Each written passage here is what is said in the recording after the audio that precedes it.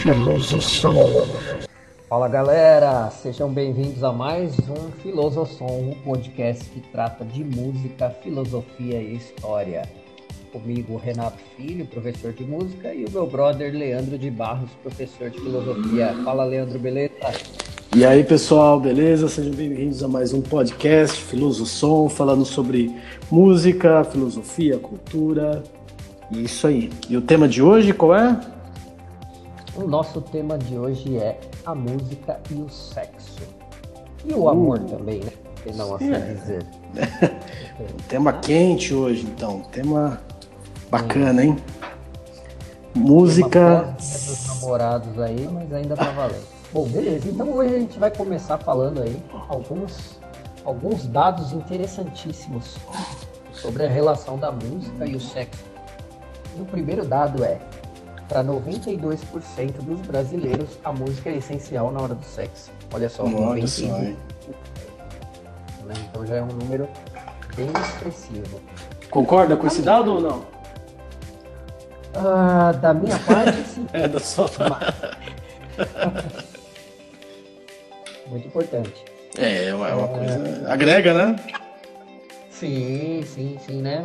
Um sentido extra aí pro cérebro trabalhar. Então, pode continuar, desculpa. Né? Olha só, e além disso tem uma teoria de Darwin, olha só, o britânico Charles Darwin, que sugeriu que a música só começou a ser feita pelo homem pela necessidade da relação sexual. Olha que interessante. Olha só. Faz sentido. Não é? Olha só, para ele, as notas musicais e os ritmos foram adquiridos a princípio pelos ancestrais masculinos e femininos da humanidade com o propósito de cativar o sexo oposto. Escreveu ele em A Descendência do Homem e Seleção em Relação ao Sexo. Olha Então só, o cara mas escreveu aí um artigo, olha sobre isso. Não, acho que tem tudo a ver, né? Quem nunca quis aprender violão, guitarra para poder, né, na escola pegar a mulherada, né? Eu quero deixar bem claro que o meu intuito nunca foi esse. Só a parte do violão pela guitarra. Você começou pela música, por causa da música. É. Sim, é o que eu posso dizer nesse podcast. Mas desculpa, pode falar. Opa, ia só completar aqui, ó. E nós temos mais alguns exemplos. Que assim, alguns músicos famosos que passaram por efeitos sociais parecidos. Por exemplo, o húngaro Franz Liszt, né? O interessante do Liszt é que ele era um exímio pianista, né? Que renegou a carreira de maestro compositor, como era comum na época, né? No romantismo, o auge do músico era ser um cara ali, um grande compositor, como Beethoven, como Haydn, como Mozart e tudo mais, né? Que escreviam aquele aglomerado, uma obra pronta. E o Liszt, apaixonado pelo piano, falou: não, eu só quero ser muito bom nisso aqui que eu tô fazendo. E ele realmente era muito virtuoso. E durante a década de 1840, ocorreu uma onda na Europa chamada Lisztomania. Olha só. Lisztomania? Onde as plateias ficavam, as primeiras filas das plateias eram só preenchidas por mulheres. Interessante. Nossa! Então ele foi o primeiro Beatle, assim. Olha, e o legal é que a relação naquela época era extremamente musical, né? Quanto mais virtuoso o cara era, mais as mulheres se interessavam. Coisa, hein? Um dado interessante, né? Pro nosso podcast, olha só. Sim, então ele tocava piano, isso. Então ele ficou apaixonado pelo piano e o lance dele era... E a mulherada curtia, então. Exato, né? Ele tinha aquelas performances bem energéticas, assim, bem virtuosas, inclusive até meio corporais, assim, no piano, né? Tipo, ele subia no piano, fazia tudo... Não, nem tanto. Ele tocava muito rápido, assim, muito articulado, né? Com uma técnica absurda, o que fazia isso acontecer na época. Outro exemplo é o Miles Davis. Olha só, o Miles Davis passava horas, assim, tipo, escolhendo as garotas que ele ia ficar depois dos shows. Horas? Uma demanda absurda, Caramba. Ele, tipo, durante o agendamento dos shows, ele já percebia ali quem do barzinho que ele queria dar em cima, né? Caramba. E o Miles, assim, ficou famoso justamente por sempre fazer muito sucesso com as mulheres e ter uma aparência na época julgada muito feia, assim, pelos outros músicos, até pelos produtores da época. Ah, olha só. Então a música ajudava bastante nesse aspecto. Segundo relatos aqui, ele conseguia a atenção das mulheres através da sua Virtuose. prática virtuosa musical, né, composição. Só, cara. Então aí já temos a vantagem evolutiva dos músicos aí. Exatamente, olha aí. Caras que foram, né, se beneficiando da sua condição de músicos. Olha, mas eu acho que faz todo sentido, né? Porque a cultura, ela hoje, né, muitos antropólogos, né, muitos biólogos até colocam a cultura como um fator determinante na evolução, né, do ser humano. Você tem, por exemplo, alguns que falam sobre a capacidade do ser humano de viver em grupo, né, de se comunicar, né? Outros falam da empatia, né? E a música, né, essa capacidade de fazer música, de fazer ritmo, acredito que tem tudo a ver. Sim, exatamente. Então é um sentido extra, né? Tem até uma pesquisa bacana também, de 91, que revela que a maioria dos profissionais da música experimenta sensações físicas mesmo quando ouvem ou presenciam apresentações ao vivo com trechos musicais muito sofisticados ou então muito emotivos, né? Então isso é uma coisa que pode ser treinada também. Olha, treinada? Quer dizer, você literalmente sente na pele o negócio. Exato. Isso se torna, né? É o que o pessoal chama de orgasmos de pele, né? Quem nunca viu num show, de repente começou a rolar um som assim, ou mesmo no rádio ou no carro, começa a ouvir um som, fica arrepiado na hora, né? Tem aquele frisson e sente, assim, tem essas manifestações físicas mesmo, né? Olha que interessante. Calor, transpiração, tremores, né? De repente você já experimentou isso em algum show musical e não relacionou, né? Mas tem algumas melodias e algumas harmonias que provocam isso nas pessoas.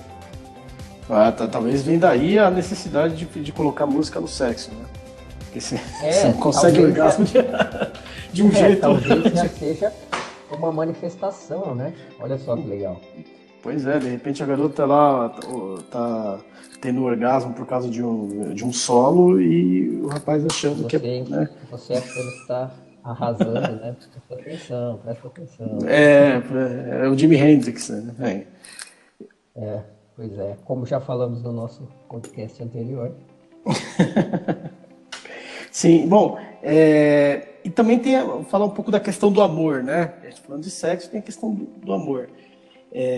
O amor é uma coisa interessante, né? Muitos pesquisadores, né, colocam que o amor é uma invenção do século XIX por conta, né, da cultura, da literatura, né? A gente falando aqui de como o ritmo pode ter contribuído com a nossa evolução, mas a cultura ela é responsável pela invenção do amor, segundo alguns, né?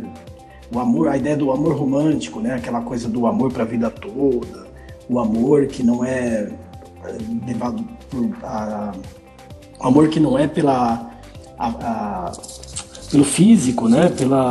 O amor que não é sexual, ele teria origem, né? Essa ideia de que o ideal do amor é esse amor romântico para a vida toda, que não tem a ver com sexo, teria origem ali no romantismo do século XIX. E a música acho que tem muito a ver com isso, né? Sim. Tem alguns relatos também, assim, da mesma coisa da litzomania que aconteceu com o Franz Liszt, com Beethoven também, né? Você pode até ver isso em alguns filmes que nós já citamos, né? Igual Amado Imortal, Copiando Beethoven, acontecia bastante mesmo. É legal até que no Copiando Beethoven, a moça que se apaixona por ele, quando ele já tá lá com seus, sei lá, 40, 50 anos, é uma jovem de 20 e poucos, assim. Olha só. Então, isso na época era comum, né? Embora assim, o amor romântico ele tenha sido, né, mais presente na cultura a partir do século XIX, na verdade ele tem origem em Platão, lá na Antiguidade. Né? As pessoas conhecem Platão, conhecem o termo amor platônico, né? E poucos conhecem mais a fundo, né, essa teoria. Então vou falar um pouquinho desse amor do Platão, né? Qual que é a origem dele? Essas ideias têm origem num diálogo chamado Banquete, que é uma festa, né, que só entre homens. Então, isso também, não sei se nós já falamos isso em algum podcast, né? A cultura grega não tinha preconceito com a homossexualidade, né, o homossexualismo. Citou assim no Mulheres na Música. Sim, devem ter falado, né? E com exceção, claro, para o homoerotismo feminino, né, que era assim julgado como algo ruim, né? Mas as relações homoeróticas, né, entre homens era aceitável, né? Era até incentivado entre as elites. E esse banquete é isso, é uma festa com muito flerte ali, né? Você tem o Platão flertando com vários outros homens, inclusive alguns de seus discípulos. E aí você tem uma discussão sobre o amor. E aí é nesse diálogo que você vai ter a famosa divisão do amor, né, do Platão. É a escalada do amor, porque para ele o amor é uma escala, né? Você parte do amor sensual, do amor sexual, né, o que a gente chama de tesão hoje em dia, para o amor à verdade, né, aquele amor mais abstrato, que mais tarde a igreja vai transformar em amor a Deus. Então, para ele, do mais sensível para o mais intelectual, sendo que o amor, esse amor mais intelectual, seria o desejado. Sim. E aí você tem, né, o Eros, que é o amor sexual, né, a filia, que é a amizade, a Storge, que é o amor entre familiares, né, que a mãe tem pelo filho, etc. O ágape, que é esse amor universal, o amor pela verdade, o amor por Deus. A filautia, que é o amor próprio. A pragma, que é a razão. Né? Então esses amores, eles formam uma escala. E é muito interessante porque essa visão do Platão sobre amor teve um impacto muito profundo na cultura ocidental, né? Por causa da igreja, né? A igreja ela vai absorver essa cultura platônica. Então esse amor universal, esse amor que para o Platão é pela verdade, que nada tem a ver com o amor sexual, ele vai virar o amor por Deus. Né? Então é aquela coisa de amar a Deus acima de todas as coisas. Né? Inclusive o cristianismo primitivo, né? O cristianismo quando começa a ser disseminado pelo Império Romano, absorvido por essa cultura helenística, né? Tem muito da cultura grega e romana, era comum, por exemplo, os cristãos não ligarem para o próprio corpo, deixar a barba crescer, desgrenhada, né? As mulheres elas não se maquiavam porque isso era associado às romanas, né? A elite romana. E mesmo o sexo, né? O sexo era visto com o melhor era que não se fizesse sexo, né? Apenas para a reprodução ali. E fora isso, o sexo era algo que não era bem visto no começo do cristianismo. Mesmo entre casados, inclusive, né? Porque a ideia era buscar o outro lado, né? A alma, Deus, né? A morte era uma coisa desejável. Olha só. E isso é muito Platão, né? E no século XIX, com o romantismo histórico. Você acha que essa roupagem que foi transformada da Grécia Antiga no cristianismo para a igreja teve algum viés assim, justamente para manipular os fiéis? Ou você acha que não? Foi uma coisa que eles despertaram naturalmente?